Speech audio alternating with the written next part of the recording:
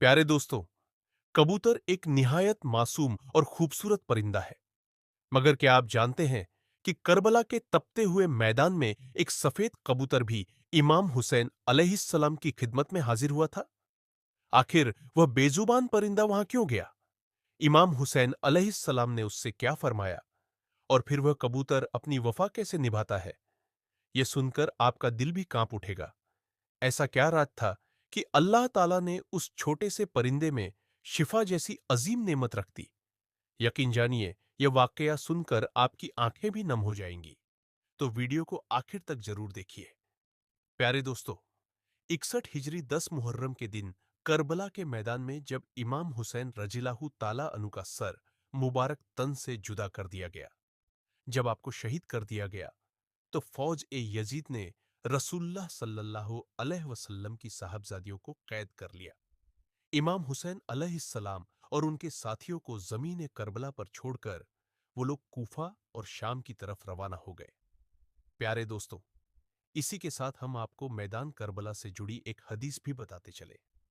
जब मोहम्मद मुस्तफ़ा सल्लल्लाहु अलैहि वसल्लम ने अपनी प्यारी बेटी हजरत फातिमा रजिल्लाहु ताला अन्हा को इमाम हुसैन की शहादत और उन पर आने वाली मुसीबतों की खबर दी, तो हजरत फातिमा रजी अल्लाह ताला अन्हा ने जब सुना कि हुसैन 3 दिन तक प्यासे रहेंगे और उन्हें बड़ी बेदर्दी के साथ जबाह कर दिया जाएगा, फिर उनकी लाश बेगौर कफन जमीन पर पड़ी रहेगी, तो वह बहुत शिद्दत से रोई और अर्ज किया, ऐ बाबा, यह मेरे हुसैन पर किस जमाने में पेश आएगा? रसूलुल्लाह सल्लल्लाहु अलैहि वसल्लम ने फरमाया, ऐ फातिमा, अफसोस, जब तेरा यह फर्जंद मुसीबत में होगा तो वह तन्हा होगा।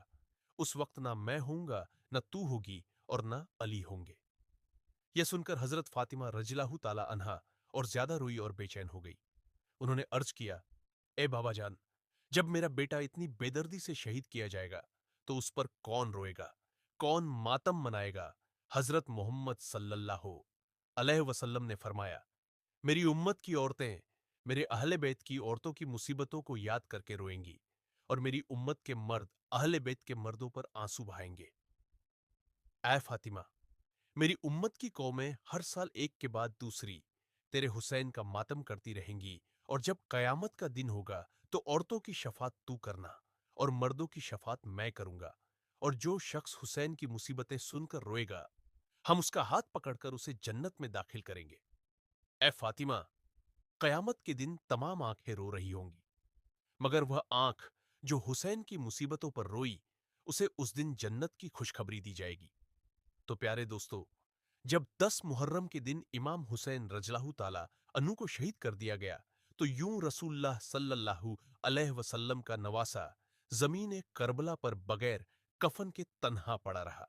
इतने में पूरे आसमान पर अंधेरा छा गया। लोग सोचने लगे कि शायद रात हो चुकी है। आसमान के तारे आपस में टकराने लगे। कहा जाता है कि उस वक्त आसमान से खून की बारिश हुई थी, यानी इमाम हुसैन अलैहिस्सलाम के गम में आसमान भी खून के आंसू रो रहा था। 61 हिजरी 10 मुहर्रम की शाम को एक सफेद कबूतर करबला के मैदान के ऊपर से उड़ता हुआ जा रहा था। उसने देखा कि तपती हुई जमीन पर नवासा ए रसूल सल्लल्लाहु अलैहि वसल्लम का पाक जिस्म तन्हा पड़ा है। वो कबूतर चीखता हुआ आसमान से उतरकर जमीन पर आ गया और दूसरे परिंदों से कहने लगा, कयामत आ गई, कयामत आ गई। इमाम हुसैन को शहीद कर दिया गया है और रसूलुल्लाह के खानदान का खून जमीन ए करबला पर बिखरा पड़ा है। यूं वो सफेद कबूतर इमाम हुसैन के गम में रोने लगा और उसने अपने आप को इमाम के खून से तर कर लिया। फिर वह वहां से उड़ता हुआ मदीना शरीफ पहुंच गया। मदीना में पहुंचकर वह कबूतर तवाफ के अंदाज में रसूलुल्लाह सल्लल्लाहु अलैहि वसल्लम के रोजे के चारों तरफ चक्कर लगाने लगा। उसके परों से खून के कतरे टपक रहे थे। मदीना के लोगों ने जब इस कबूतर का हाल देखा तो वह हैरान और परेशान हो गए। लोग आपस में कहने लगे, आखिर ये क्या मामला है? कुछ ही दिनों बाद जब मदीना वालों को इमाम हुसैन की शहादत की खबर मिली, तो उन्हें समझ आ गया कि सबसे पहले जाहिरी तौर पर इमाम हुसैन अलैहिस्सलाम की शहादत की खबर दरगाह रसूल पर पहुंचाने के लिए यही सफेद कबूतर हाजिर हुआ था। इसीलिए बुजुर्गों ने फरमाया है कि दुनिया में जो सफेद रंग के कबूतर होते हैं, वह उसी कबूतर की नस्ल से है और इसी वजह से अल्लाह ताला ने इन सफेद कबूतरों में शिफा और बरकत रख दी है। प्यारे दोस्तों, तारीख में लिखा है कि मदीना के बाहर एक गांव में सयाम नाम का एक यहूदी रहता था। उसकी एक बेटी थी जो जाहिरी तौर पर बहुत खूबसूरत और नेक लगती थी, मगर अचानक उसे एक ऐसा अजीब मर्ज हो गया जिससे उसके दोनों हाथ, दोनों पांव और आंखें काम करना बंद कर गए। वो अंधी, अपाहिज और मजबूर हो गई। उसकी हालत देखकर मोहल्ले और आसपास के लोग उसे नफरत की नजरों से देखने लगे। उन्हें डर था कि कहीं यह बीमारी हम तक भी न पहुंच जाए।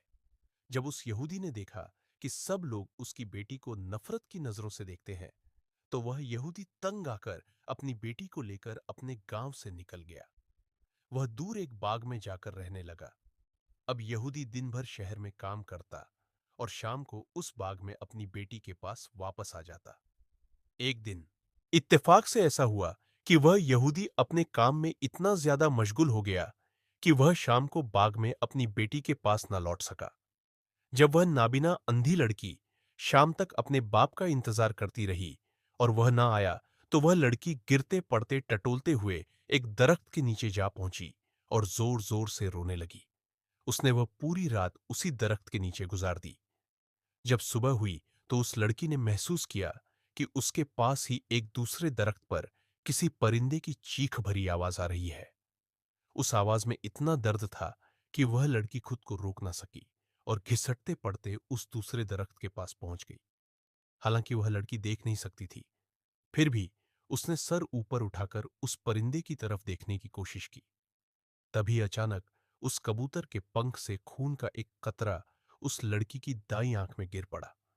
जैसे ही वह खून गिरा, इमाम हुसैन अलैहिस्सलाम के खून की बरकत से उसकी आंखों में रोशनी आ गई। अब वह लड़की उस आंख से देखने लगी। फिर एक और कतरा उसकी बाईं आंख में गिरा और उस आंख में भी रोशनी आ गई। यह देखकर वह लड़की बहुत हैरान हुई और दरख्त के ऊपर देखने लगी। उसने देखा कि खून में लिपटा हुआ एक सफेद कबूतर उस दरख्त पर बैठा है। वो उस कबूतर को देख ही रही थी कि खून के कुछ और कतरे उसके जिस्म पर गिर पड़े। इमाम हुसैन के खून की बरकत से उस लड़की की तमाम बीमारियां खत्म हो गई। अब वह लड़की बिल्कुल ऐसे हो गई जैसे उसे कभी कोई बीमारी थी ही नहीं। फिर वह लड़की खुशी खुशी उठी और अपने बाप की तलाश में निकल गई। वह बाग से बाहर निकली ही थी कि सामने से उसका बाप वो यहूदी आता हुआ नजर आया। वो यहूदी उस लड़की के पास आ गया, मगर उसने अपनी सगी बेटी को पहचाना नहीं। उसने लड़की को अजनबी समझते हुए पूछा, हे लड़की, तू कौन है और इस बाग में क्या कर रही है? मैं अपनी एक बीमार बेटी को इस बाग में छोड़कर गया था। क्या तुझे उसका कोई हाल मालूम है? क्योंकि जहां मैंने उसे छोड़ा था, अब वहां वह नहीं है। यह सुनकर लड़की खुशी से रोने लगी। उसने कहा, बाबा, क्या आपने मुझे नहीं पहचाना? मैं ही आपकी वही बीमार बेटी हूं जिसे आप इस बाग में छोड़कर गए थे। यह सुनकर वो यहूदी हैरान रह गया। उसे इतनी खुशी हुई कि उसकी आंखों से खुशी के आंसू बहने लगे। उसने अपनी बेटी से पूछा, बेटी, यह कैसे मुमकिन हुआ? तेरी यह बीमारी कैसे ठीक हो गई? तुझे फिर से देखना कैसे आ गया? उस लड़की ने अपने अब्बा को सारा वाकया सुना दिया और फिर उसे उस दरख्त के नीचे ले गई जहां वो कबूतर अभी भी बैठा हुआ था, जो इमाम हुसैन अलैहिस्सलाम के खून से लिपटा हुआ था। वो कबूतर अब भी उसी दरख्त की शाख पर बैठा था और दर्द भरी आवाज में रोए जा रहा था। यहूदी ने उस कबूतर की तरफ देखकर कहा, ऐ मुबारक परिंदे, तेरी इस दर्दनाक चीखों के पीछे आखिर क्या राज है? और तेरे पंखों से टपकता हुआ यह मुबारक खून किसका है, जिसमें अल्लाह ने इतनी बड़ी बरकत और शिफा रख दी है? फिर जैसे तैसे करके उस यहूदी ने इस परिंदे के बारे में मालूमात इकट्ठी की। जब उस यहूदी को यह पता चला कि यह जो खून इस कबूतर के पंखों पर लगा है, यह नवासा ए रसूल हजरत इमाम हुसैन अलैहिस्सलाम का है और उसी मुबारक खून की वजह से उसकी बेटी की आंखों में रोशनी लौट आई और उसकी खतरनाक बीमारी भी जाती रही, तो वो यहूदी फौरन कहने लगा, अगर हजरत इमाम हुसैन अलैहिस्सलाम के नाना रसूलुल्लाह सल्लल्लाहु अलैहि वसल्लम हक पर ना होते, अगर उनका नवासा हक पर ना होता, तो उनके खून के कतरों में इतनी बरकत और इतनी शिफा कैसे होती? अगर वह झूठे होते तो एक अंधी लाचार लड़की को इतनी करामाती शिफा कैसे मिलती। इसके बाद उस यहूदी ने वहीं उसी बाग में अपनी बेटी के साथ कलमा पढ़ा और इस्लाम कबूल कर लिया। और फिर जब भी कोई उससे पूछता कि तूने इस्लाम क्यों अपनाया, तो वह इस सारा वाकया अश्क भरी आंखों से तफसील के साथ सुनाया करता। सलाम हो रसूलुल्लाह सल्लल्लाहु अलैहि वसल्लम के खानदान पर। सलाम हो उस पाक खून पर जो इस्लाम की हिफाजत और बका के लिए जमीन करबला पर बहता रहा। प्यारे दोस्तों, आपको यह बात वाजह करते चले कि यह वाकया कुरान या हदीस में दर्ज नहीं है, बल्कि एक अवामी रिवायत है जो इमाम हुसैन अलैहिस्सलाम से मोहब्बत और अकीदत के इजहार के तौर पर सुनाई जाती है। हमारा मकसद इसे तारीख नहीं बल्कि मोहब्बत हुसैन के जज्बे के तौर पर पेश करना है। शुक्रिया।